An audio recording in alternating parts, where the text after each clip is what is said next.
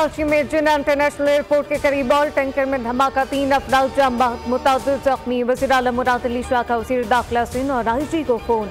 हर पहलू से इंक्वायरी की हिदायत गवर्नर सिंध का भी नोटिस। जख्मियों को बेहतरीन तिब्बी इमदाद फराहम की जाए, मुत्तल्लिका इदारों को हिदायत।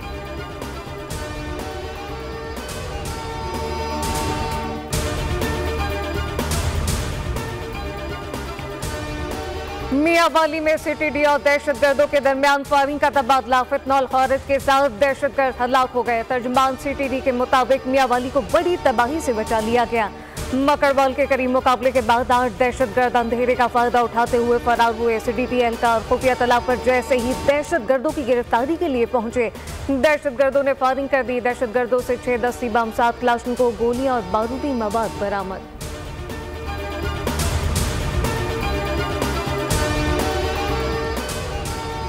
सिंध हाई कोर्ट में के इलेक्ट्रिक की जानिब से तवील लोड शेडिंग के खिलाफ दरख्वास्त की समाअत। अदालत ने के इलेक्ट्रिक वफाकी हुकूमत और दीगर को नोटिस जारी कर दिए। फरीकैन से 4 हफ्तों में जवाब तलब कर लिया। दरख्वास्त गुजार ने मौके पर इख्तियार किया कि इलाके में 18 घंटे की लोड शेडिंग जारी है। बच्चों के लिए तालीम हासिल करने में मुश्किलात का सामना।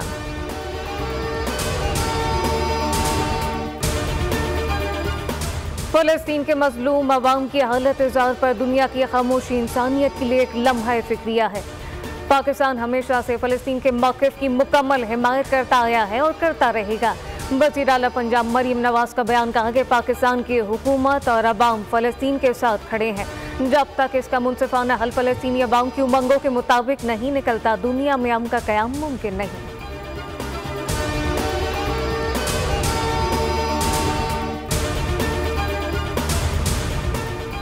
और पाकिस्तान और इंग्लैंड के दरमियान जारी पहले टेस्ट में पाकिस्तान का पहला खिलाड़ी पवेलियन लौट गया। अब्दुल्ला शफीक और शान मसूद क्रीज पर मौजूद। कप्तान शान मसूद कहते हैं कि हमारे पास टीम में 2 स्पिनर और 3 फास्ट बॉलर हैं, बेहतरीन खेल पेश करेंगे।